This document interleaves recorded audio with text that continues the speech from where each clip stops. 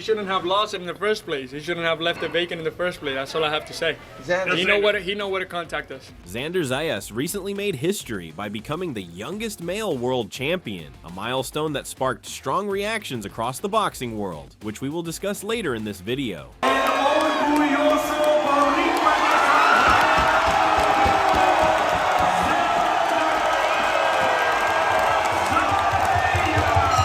Most significantly, after the win, wasting no time, he immediately called out several top contenders, signaling his desire for high-stakes matchups moving forward. As we already know, this isn't the first time Xander Zayas has shown interest in facing Sebastian Fundora. A few months ago, he made a public effort to confront Fondora, pulling up on him in an attempt to initiate a face-off. However, the opportunity was declined and the face-off never materialized. This incident highlighted Zayas' confidence and eagerness to challenge top contenders in his division. His approach showed that he's not only ready for big names, but also willing to take bold steps to make those fights happen.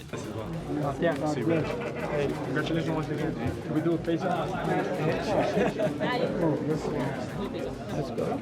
Kind of over here. Turn around. No.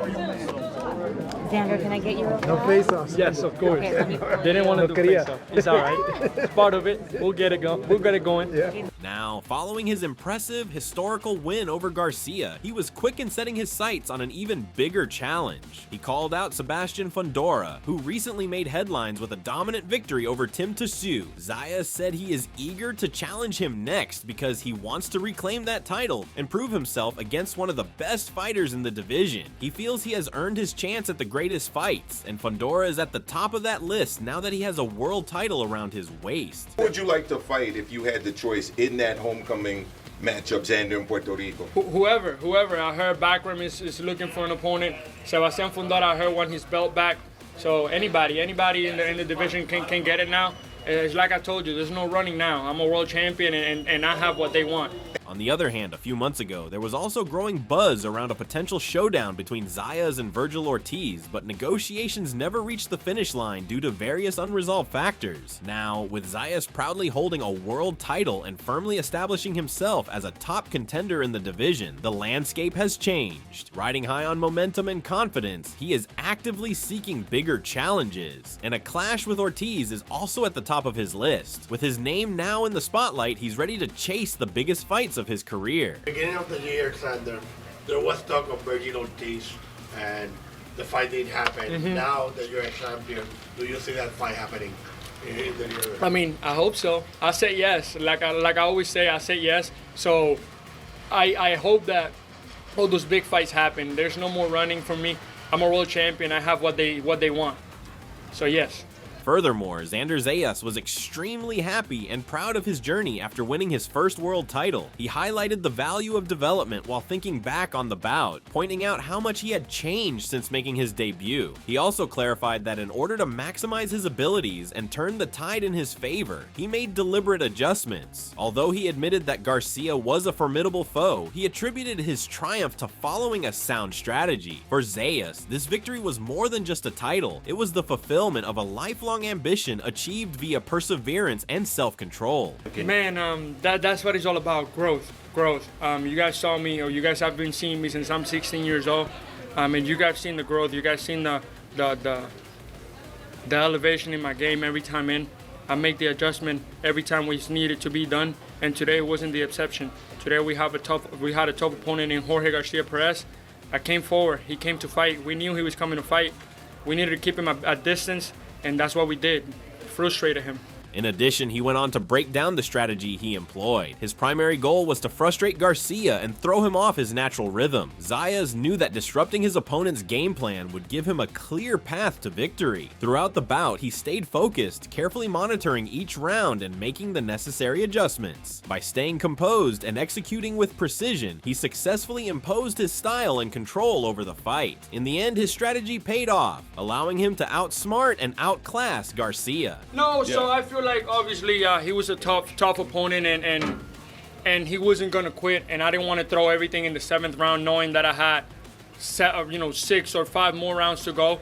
So I wanted to be smart, staying patient, winning round by round, and that's what we did. Round 9 came in, he started putting his head down a little bit more, walking forward. We started grabbing him. Just don't let him work inside. If we allowed him to work inside, it would have been a whole completely different fight, and we just frustrated him. He was frustrated by the end. While we head towards reactions to this fight, foremost, Paulie Malignaggi, in his post-fight analysis, praised the youngest champion, calling him an amazing young fighter who delivered a solid performance. Garcia is a strong and experienced opponent, he also admitted, but he rose to the occasion and won his maiden world title. Malignaggi highlighted how his performance in the ring was fueled by his unwavering focus and commitment, which were motivated by his lifelong goal of being a world champion. He underlined that Zayas' incredible and unforgettable success was made possible by this drive and determination. As far as tonight's fight against Jorge Garcia, listen, Garcia's very, very awkward. Tough guy to look good against. I don't think Xander looked as great as they made it sound on the broadcast, but I think he fought a solid game plan against an opponent who's not going to make you look good. Really, it wasn't really about looking good tonight. I feel it was more about, you know, the culmination of a journey and the beginning of a new journey now as champion. You know, the culmination of a journey chasing the world championship dreams since he was a kid, and him accomplishing that. And now the new journey begins, the journey as a defending champion, and sort of to live up to that star potential, that star power that, you know, has been kind of heaped upon him as well. You know? Furthermore, he also talked about the difficulties Xander would have controlling his weight, pointing out that the 154-pound class is quite difficult and demanding. He noted that as his body develops and expands, it might become harder for him to maintain that weight. Malignaggi implied that the youthful champion might naturally advance to the middleweight class in the future. In addition to congratulating Zayas on his recent success, he reinforced the value of carefully choosing weight classes to guarantee longevity and top performance for the duration of his professional boxing career. Xander kind of, you know, could fit the bill as far as being a major star, a guy who becomes the face of the weight class. But the thing is, it's just such a tough weight class. I mean, it's such a difficult weight class that just to try to last in this weight class is in and of itself a very difficult ask of anybody. And once again, it's a difficult weight class, and you're a star, but, you know, are you going to be able to last in this weight class? Also, Xander is pretty big at junior middleweight. You never know if he's going to move up to the middleweight division. So a lot of things could come into play here. Moving forward, Rosie Perez, a renowned actress, activist, and lifelong boxing enthusiast, congratulated Zayas. Known for her deep connection to both the sport and the Puerto Rican community, Perez embraced him with pride, recognizing the significance of his win. She praised his exceptional skills, discipline, and in-ring composure, highlighting the qualities that make him a rising star in boxing. With genuine warmth and encouragement, she wished him continued success and a bright future ahead, expressing confidence that he will achieve even greater milestones in his promising career. Follow me. Thank you very much for being here. Mi novia, Natalie. All right, guys, we got to get to the dock. Get him back out. Moreover, Amanda Serrano, a highly decorated professional boxer and multiple weight world champion, was present during the bout and enthusiastically celebrated Xander's win. She showed great support for his achievements in the ring. Later, Serrano wrote a heartfelt message congratulating him on becoming a world champion, expressing admiration for his talent and dedication. She wrote, "Tonight I witnessed my little brother Xander Zayas become world champion. He said he would, and he did. Congratulations." Furthermore, Sean Zittel also recognized Xander's performance in his post-fight analysis, calling him a fighter with remarkable abilities and traits. He stressed Xander's capacity to get off to a strong start, maintain composure in the ring, and end bouts with decisiveness. Even though he is still very young, Zittel reiterated that he has a lot of potential and a bright future. He praised Xander's staff for their outstanding efforts in nurturing his talent and acknowledged his commitment to hard work. Together, they are progressively helping him advance in his fighting profession. He's a technician. He's got quick hands, quick feet, very smart fighter, very high IQ fighter. And so he's gonna grow as a fighter because he's very intelligent. He trains hard, and his trainer, Javier Centeno, learned underneath Angelo Dundee. So he's gonna get better, and he's good at finding the openings, good quick hands, good feet. Additionally, in his comparison of the two fighters' styles and tactics, Sean added that he didn't know Zayas was a left-hander until the night of the fight. In spite of this surprise, he underscored how Xander successfully managed the fight, setting the pace and forcing Garcia to react to his maneuvers. He agreed that the young fighter still had a high level of competence, but he thought he had the potential to give an even more remarkable performance. He commended Xander's performance overall, calling it a powerful and admirable effort by the eventual victor. But And I found out this weekend he's actually a left-hander. He fights orthodox, but he's actually a left-hander. So midway through the fight, I was starting to get a little, I guess in retrospect, overzealous and ambitious for Xander, because he was starting to hurt Jorge Garcia in the 7th round. And he was starting to make those legs, those knees twitch a little bit. And I said, okay, Garcia, who when he comes forward, sometimes is very open for the counterpunch, sometimes gets off balance, and he was getting off balance because he was getting more desperate as Zayas built a lead. And I was starting to think, look, Xander could really do something impressive here. He might be able to pull off like an Angelo Leo Venado or a Oscar Valdez. In another interview, the winner also reflected on his roots and what it means to represent his region. He spoke with deep pride about carrying the flag of Puerto Rico and showcasing the heart, culture, and fighting spirit of his homeland. He said, "It's amazing. It's amazing to be here to represent Puerto Rico at the highest level, and to just put pride of my island where it belongs." For Zayas, every fight is not just personal. It's a tribute to where he comes from and the people who support him. Besides, in response to the recent triumph of Xander, Abdullah Mason said that the battle was far from straightforward. He also hailed him for beating a formidable foe and winning a world title after a fierce battle. He recognized Zayas' difficulties in the ring and praised his poise and fortitude. In terms of his future in the sport, Mason was enthusiastic and said a showdown with Sebastian Fundora would be suitable and very interesting. Such a battle, in his opinion, would put Zayas to the test even more and provide spectators with an exciting matchup between up-and-coming talents. Yeah, it was hard-earned, though. I feel like it was hard-earned, you know. I mean, the guy, Garcia, wasn't letting up at all, so, you know, he earned his world championship. You know, he go home and enjoy it and right back. You know, Xander's a tough guy, so, you know, I feel like he's going to keep growing. He's going to keep growing as it goes on, so, you know, I'm just watching as it unfolds. Definitely. Fondora, how does that fight play out? He just fought last week. What do you think about that, him and Xander going at it? I don't even know. That's crazy. That's a crazy fight right 6'7", there. he's like a basketball player.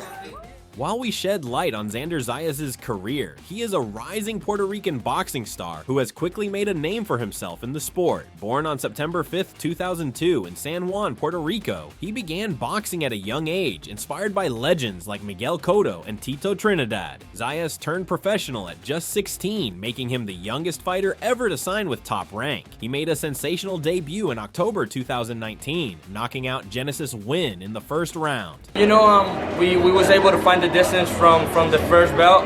I think the jab was the key, and then after I started working the body, and it was the right punch at the right time, and I got him. When the punch landed, how did it feel? You know, I mean, I felt it was my first time fighting with 8 ounces, and I felt his face just like, you know, crouching. But I mean, it was a great fight. The opponent was, you know, a great, humble dude.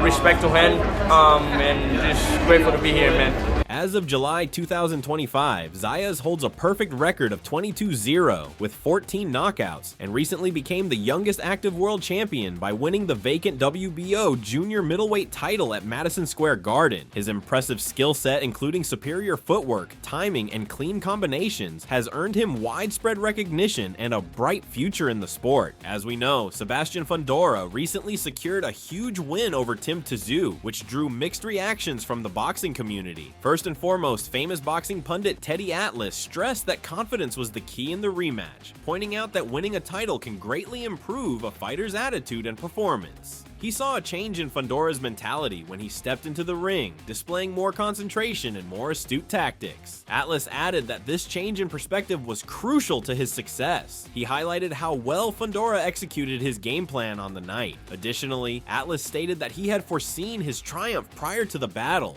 If ended in the 7th round, after some back and forth, give credit to Tszyu, he was digging down, but in the 7th round, he landed his biggest shot of the fight versus Fundora, who was still giving him opportunities with that big, tall target, like you've said in the past.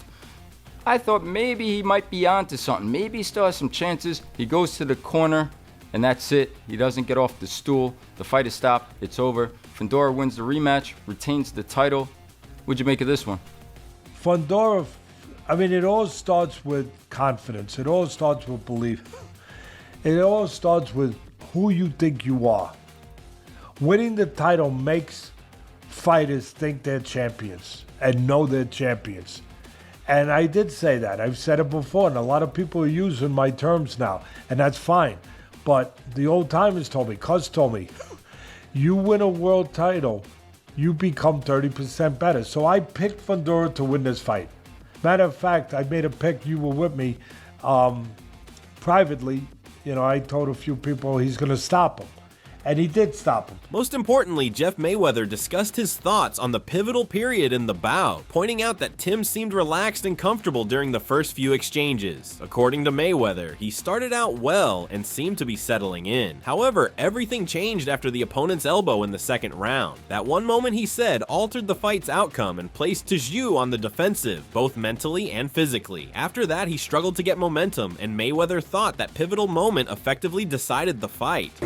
Don't really know how it's going to play out. I mean, basically, I thought that Tim was doing great in the first fight. I was at that fight, and he was doing good. And I don't know, did he get a headbutt or? Yeah, he got the elbow in round two. And I mean, and basically after that, it was like the fight was pretty much over.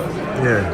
And he fought as hard as he could, but he couldn't get out of their way. Furthermore, George Rose also expressed his opinions, describing the battle as an instance of readiness clashing with reality. He highlighted Tim's hunger and preparation efforts, noting that he came into the game with the goal of winning. The opponent on the other side of the arena, however, was more than anticipated. He was more ruthless, ravenous, and shrewd. Rose claimed that Fundora's overwhelming punch volume, more than just his height or reach, was what broke the rhythm of the bout. No matter how hard Tszyu tried, he could not match the storm he created that night. Absolutely shattered for him. I know how much work he put into this. I know how badly he wanted it. He faced a better opponent tonight, and Fundora was the best I've ever seen him. 594, I'm going to say, total punches. That's a lot in what was it, round 7? Yeah. I mean, it seemed like a lot. And Tim said it after the fight. He said the amount of work that he was putting in out there, and just how impossible it was to be able to get in through him when he's throwing so many long punches as well. Like he's a tough opponent. He's tough. Moving forward, Keith Thurman, after the bout, said he had already told people that Fundora was too strong for his opponent. He underscored that his height, reach, and diverse ring talents make him a dangerous opponent for anyone in the weight class. Thurman conceded that Tszyu had a few strong strokes during the battle, but insisted that they weren't enough to turn the tide or ensure victory. In the end, he thought Tszyu was unable to overcome Fundora's stature, discipline, and consistency. Hey, what do you think of Tszyu? I said the second fight isn't going to be any easier, man. He fought a monster. That towering inferno is not easy for anybody. How was that? Johnson on kick, he just couldn't get past him? He couldn't get past him. He landed some good shots, but he couldn't really rock him. He couldn't hit him properly. You know, it's tough, man. This game is a tough sport. You know, styles makes fights, and I told everybody there's no evidence that he can beat Sebastian Fundora. Additionally, following the loss, Jeff Fenech was open about his assessment of Tim Tszyu's support system. Tszyu has often achieved success on his own, relying more on his instincts and tenacity than on outside guidance, he acknowledged. No one in Tszyu's camp stepped up to the plate when he truly needed advice, like in this bout, Fenech lamented, despite the fact that many people are willing to give him credit when he wins. He was especially critical of the group who surrounded Tszyu, claiming that they lacked real boxing knowledge and effectively failed to support him during fights. Not my first impressions. I feel really sorry for Tim. You know, looking at what happened in the first round, he's still done the same thing in the second round, the same thing in the third round. Listen, you need people, when you're at the level that Tim's at, you need people that can maneuver you and tell you what they need to do. And listen, like I said, I've said this on numerous occasions, that Tim's never been told nothing to do in a fight because he's just beat them on his own. So everybody gets the credit for it, but Tim's beaten all those guys that he's fought on his own, and he needed help on the weekend, and he got none. He got none because he's got a corner full of guys that have never had a fight in their life. So how can they tell you how to fight if they haven't had one?